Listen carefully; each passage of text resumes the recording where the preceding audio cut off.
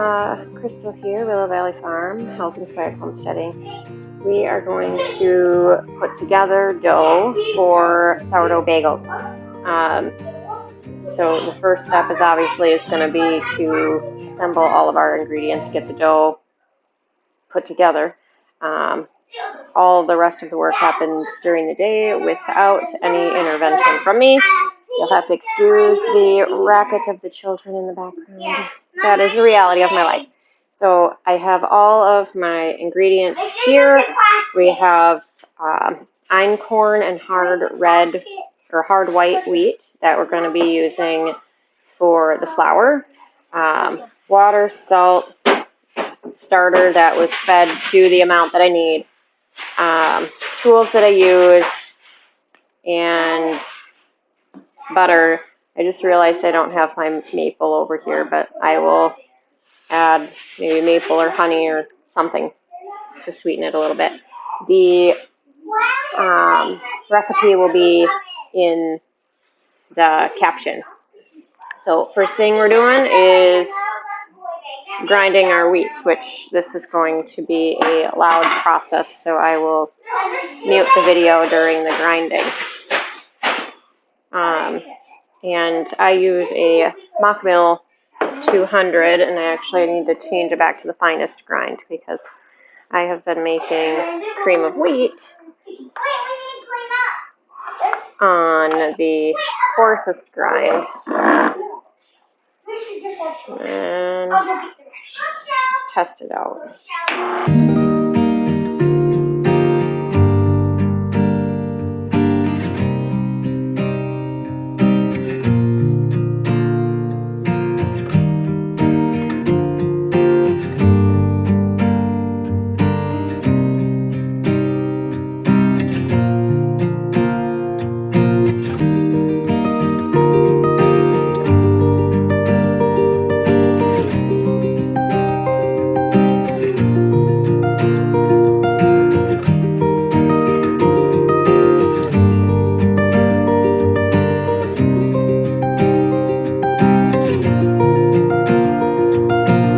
We have 1,000 grams of flour, and normally I would just grind it and I kind of would measure as I go, but since I already have everything weighed out, I'm just gonna put it right in. But I mixed everything right in the mixer bowl. So I just will toss in my salt. I'm gonna grab, I guess just a little bit. I'm going to grab my maple so I can mix the maple with the water in the starter, and that I will have to measure out.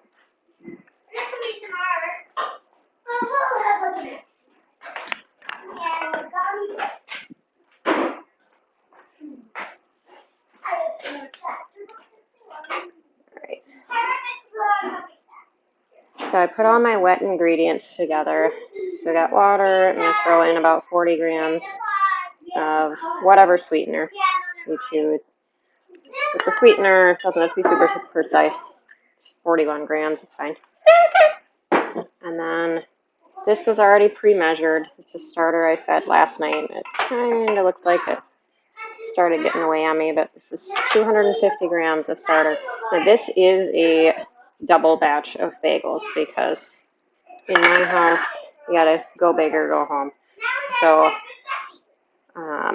you can cut this recipe in half, and I probably would if it's the first time making bagels, just so you can get the hang of the process. Anytime I try a new recipe, I always do just, a single or small batch, and then I figure out what works for me, what doesn't. And this is actually the first time I've done this combination of wheat berries, so we'll see. I will do a separate post on the properties of different wheat berries, but right now I'm using einkorn.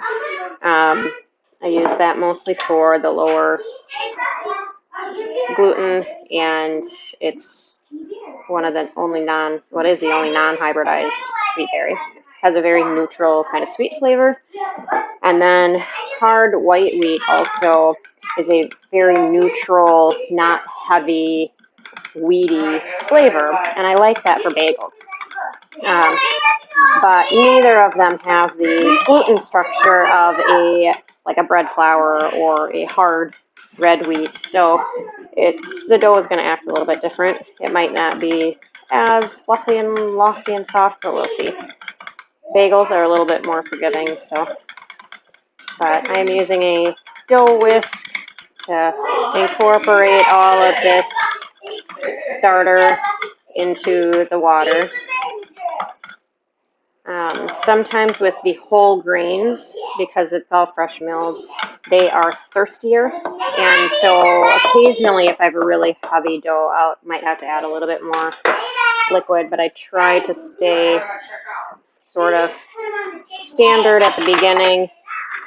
I'm just going to give this a little whisk here to kind of get the salt incorporated a bit. And then I'm going to actually take this over to the mixer because I will add the butter into the dry flour and then pour this in. I don't know why I do it that way, but that's just how I've done it.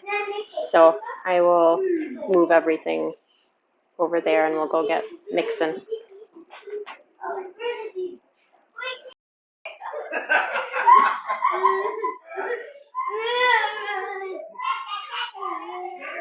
This is what I deal with trying to do a video.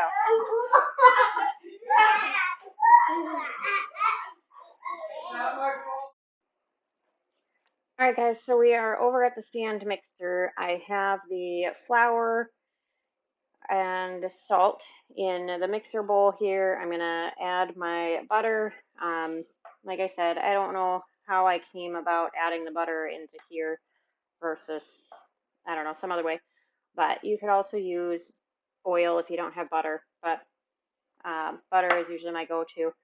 I just use this KitchenAid stand mixer. It's one that we got refurbished probably 13, 14 years ago, and it's been a workhorse. So I just add the butter in, sort of pat by pat, kind of like what you would do to get that crumbly texture if you're making a topping for something, but I honestly don't know if there's a rhyme or reason to doing it this way, but the flour is slightly warm because when it goes through the grinder warms it up. So this kind of incorporates the butter into the small little chunks, and I don't have to worry about like melting it. It's not weird and slimy when I knead the dough, so it just works. So what I'm going to do is I'm going to get all of this butter in, which it's about 60 grams. I just use a whole stick because this is a double batch. You'd use a half a stick for a normal one. Once the butter is in and somewhat incorporated, then I put my liquids in. And the reason I love doing the bagel dough and even the sandwich loaf, I do the bread sandwich loaf the exact same way. It is just different proportions of flour to water, and it doesn't have a sweetener in it. But this is a very easy hands-off dough. I don't have to do any stretch and folds. I'm not timing anything, so I can make sandwich loaf and I can make bagels on a work day. I will have everything pre-measured and set out, and then I do this part in the morning, which I'm kind of delaying. And then I just leave the dough sit all day and deal with it when I get home. So now I'm just going to add my liquids. So this is the water, starter, and maple mix. And what we're going for here is we just let this all mix and incorporate, and then once it's incorporated, it takes about 8-ish minutes on this mixer to get that nice elastic window pane kind of dough. And I find that with whole grains, it works a little bit better. If I just get it incorporated, then I will turn my mixer off. I'll cover it and leave it for 30 minutes to let the water absorb, and then do the 8 minutes of mixing. That's called a auto lease or fermental lease or whatever you want to call it. It's just allowing time for the liquid to absorb into the flour. And so we're almost to that point. Um, it's mostly mixed in and incorporated. So I'm going to just turn it off. I'm going to set my timer for 30 minutes. And, you know, depending on what your baking schedule looks like or your day looks like, you could do 30 minutes, you could do an hour. Just come back to it whenever it's convenient. If I'm making this in the morning before work, I just do the 30 minutes. I will get up a little bit early. I'll throw this together, let it sit for the 30 minutes, knead it for the 8, and then toss it in an oiled bowl, and I'm out for the day. But so this is going to sit for 30 minutes, and I will be back to show you the kneading process and kind of what the dough looks like once it has been kneaded appropriately in here. Then I do a little bit of hand kneading because you learn a lot just by getting your hands on the dough. So I'll be back in a little bit to show you that. All right, guys. Well, my 30-minute timer went off. I am going to turn the mixer on here and set a new timer for about 8 minutes, or you can just kind of wing it and keep watch. But the moisture has absorbed into the dough, and so now as the dough hook does the kneading, you should start to see more of the gluten development, meaning it will hopefully eventually start pulling away from the sides of the mixer bowl. I just use my countertop as my surface. Some people have different kneading boards and whatever. And I clean with peroxide because peroxide doesn't have the flavor, and it's a very clean, safe product. So I don't have to worry about any sort of, you know, residue on my counters. Um, and peroxide is pretty much my 90% of the time the cleaner that I use. If I have something particularly stubborn, I have a natural cleaner for oils and stuff, but that does not go on the counter prior to kneading my doughs. So I'm gonna get my countertop cleaned up and grab this dough. And then some of the other tools that I use all the time for sourdough are going to be this bench scraper. This is kind of a 3-in-1 deal here. I like this rounded one because you can scrape it out of the bowl easily. With the curves in there, there's still some flour on the bottom, so I'm going to hopefully just work that in by hand.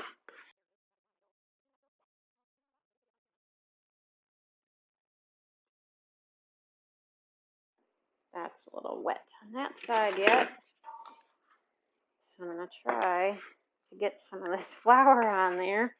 This is where the bench scrapers come in nice. It will stick to everything if it's a wet dough. So, hands included, it will make just the biggest mess. So if you're using a high hydration or having to work in some flour like I am here, it's nice to have these bench scrapers to kind of help with the job so that you're not making a huge mess of yourself. Hopefully this dough will come around and be easier to handle. Might need to sprinkle a little bit more on there. but it's definitely a learning process. And if you change anything in your recipes, you're gonna have different variables you're working with. And so you just got to be flexible and be able to deal with those variables. One of them today is going to be that I'm using different wheat berries. So I should have adjusted my hydration and didn't. But thankfully, with bagel dough and the sandwich loaf, that's basically the same. It's fairly flexible recipe, and you can really like get away with a lot with this dough. So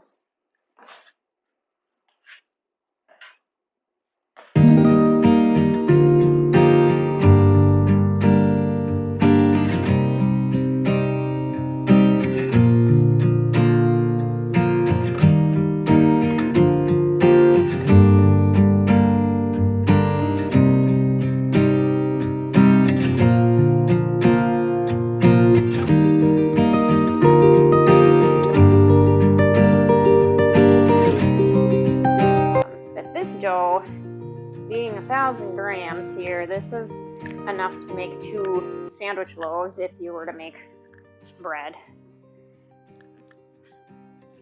And it'll make about 16 or so bagels. It all depends on if you're going to measure your dough balls before you make bagels, or if you're going to just wing it. And I wing a lot of things. So now it's getting to be much easier to work with here. And then I'll show you, when you see the term window pane, I mean, you can get a real nice window pane with some bread flour that is like completely enriched, stripped of all its whole grains. It's a little bit harder with whole grain because the grains themselves are, like, the pieces of bran are pretty sharp, and so you can kind of imagine it cutting through gluten strands. And so if I take my bread here, my dough, you should be able to get it fairly thin to where you can see through it in this sort of center here, like a window pane, before it breaks. And this is pretty darn good for a whole grain dough here. I can get it quite thin before it starts to break. So that's really good because it's definitely not the same as working with a super soft dough that has had all of its grains and bran stripped out of it. So this is ready. I'm going to just tidy up my little dough ball here a little bit, and then I just put it in a bowl. I have smeared it down with butter. You can butter it, oil it, whatever. I just oil the bowl somehow, get my dough ball nice. I probably doesn't matter much, but I just kind of get it in a nice ball here. And then I don't have the normal bowl I use. This one is a little bit too small, but I'm pretty sure the kids left the other big one outside when they took the compost out. So this is what I'm working with. But this will double. And sometimes I don't even wait until it's fully doubled because whole grain will ferment a little bit faster. So I'm suspecting I'm going to cover this with plastic, and it is 10 o'clock now, and probably about 4 or 5 o'clock, so 6 or 7 hours from now, because it is going to get fairly warm in here. It's warm outside. We have the pellet stove going, so that's another thing with sourdough. You got to just kind of gauge your home temperatures. My dough is warm because the grains started out warm from being milled, so the process will go quicker. whole grains ferment faster than your all-purpose too. So I'm looking at probably 6 hours on the what we call bulk ferment, which is this initial fermentation. And then after that, I will measure and form the bagels, and then they'll rise again on the pan for another hour or two. And I don't know, I use these for my bread baskets, and I was thinking, nope, it's just a hairnet or a hair cover. Thinking maybe because it's a smaller bowl it'd fit, but it's not going to. So I'm gonna leave this dough for 6-ish hours. So if I were doing this and going to work, it would be 8 hours. So I would probably turn the pellet stove off. I would put the dough in a colder spot. I would use colder water when I mixed it all together, because that would just give me more time to get to work, come home and deal with my dough without it over proofing. So that's kind of the cool thing, but also another variable that makes sourdough more difficult than a yeasted bread. But I'm just going to set this right over on the stove. I'll let you see kind of what it looks like in the bowl now, and then what it looks like in the bowl once it has, maybe 60 or 70% doubled. And then we will form the bagels tonight. Hey guys, I'm back. We're going to finish our bagel project. Well, I guess work on it some more because it's not going to be finished. It's been about 6 hours, and you saw the dough. It has basically doubled, and now I'm going to just separate this out into the bagel-sized pieces, shape them, and just put them on the parchment where they will kind of rise again, probably for about an hour. Then we will boil. So I will take you through the process of shaping them. I'm just going to do everything bagels, so I will only be having a topping on this. I'm not going to have things mixed in, just because it's easier.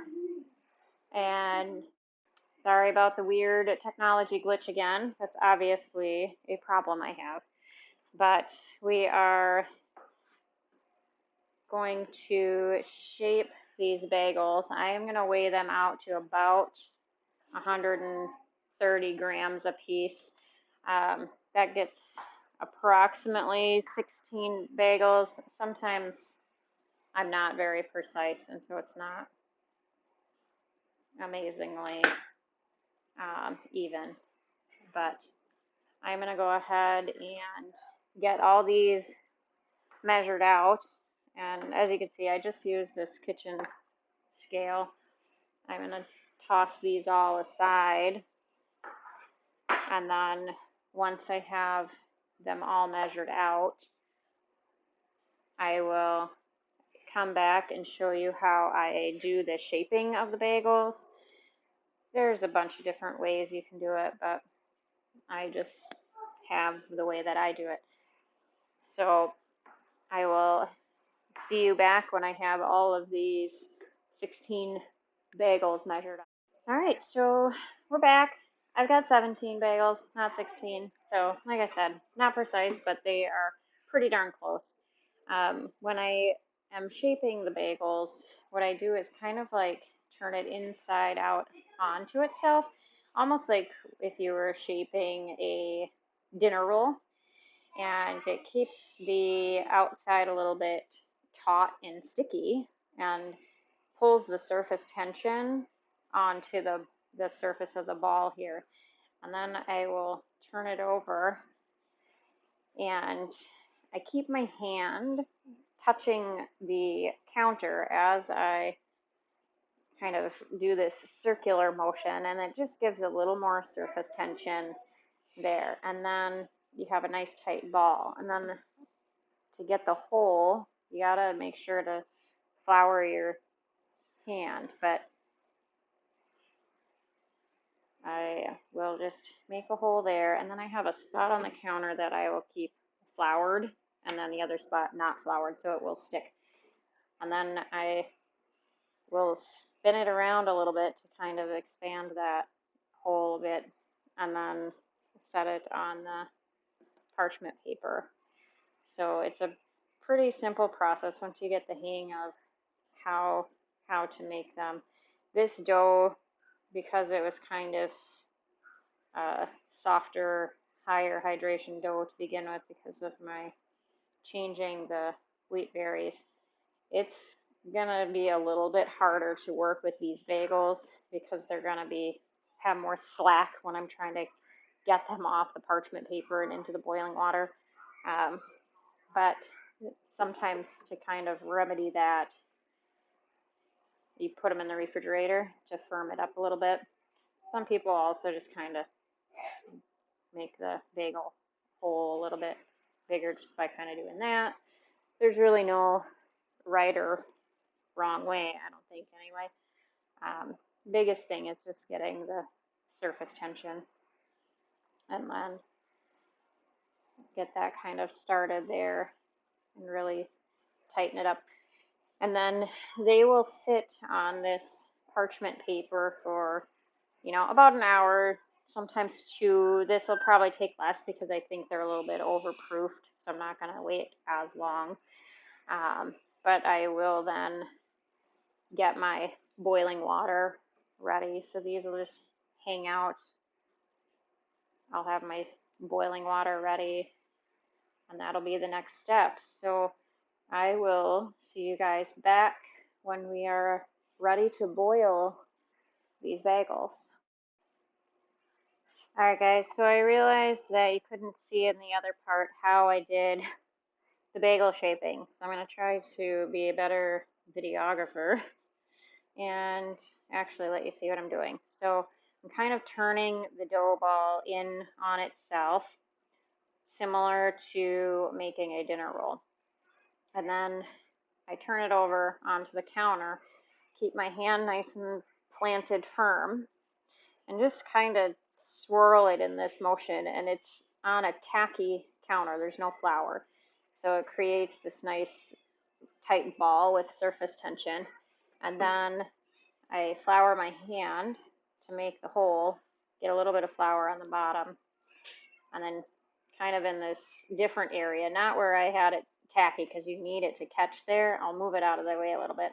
I just kind of spin it around a little, and that is how I shape my bagels. Alright guys, so I'm back. I have my baking soda and honey in the water, and it is boiling. So I did put these bagels in the freezer for just a short time because they were very hard to work with dough, super soft. But I am going to put 3 in my pot, and I put them upside down first, so the top down, and boil them for 1 minute per side. My oven is also currently preheating, and we will boil them 1 minute per side. I flip them just with a spatula.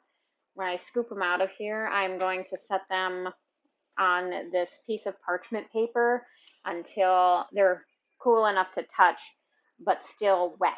And you want to get your toppings on them when they're wet. So I just use a paper plate with the everything bagel seasoning, and I just will dip them in there and then put them on the baking sheet to bake. This is the part that I feel like keeps a lot of people from making bagels, which is the boiling, because it's kind of intimidating at first, but it's really not that difficult once you actually get up the courage to jump in and do it. I might have to do them 2 at a time because they look like they're puffing up pretty good and crowding in my pot here. But I like to start them upside down because cosmetically it keeps the top nice and like domed and round. So then I will go in and flip these over, try to without making a huge mess. you ideally want a little bit more space in your pot here, but then I will let these cook for 1 more minute on this side. And I don't find that it's super precise time-wise. I just loosely keep track on the clock. And then I'll show you how I do the dipping, and then once they are all boiled, all seasoned, and on the trays, then I just bake them. And they only bake for 20 minutes at 400 degrees. And I, in between, will turn the trays around and kind of swap the spots to make sure that they bake evenly. I just find that I need to because of my oven. So I will take these out. It's done about a minute on each side. I'm just going to gently put them over here. You can see they puffed up more. Got a little fluffy there. Usually by the time I take these out, get the next set in, I can handle the other ones enough to season them. And I'm just going to do 2 because there is not much space in there. So these are still a little bit hot, but I might have to wait 1 more round of bagel cooking here before I can handle these. Let's see. So I just kind of throw it in there. These are heavily seasoned, but a lot of it falls off in the bag and in the freezer, so I don't mind them being fairly heavily seasoned.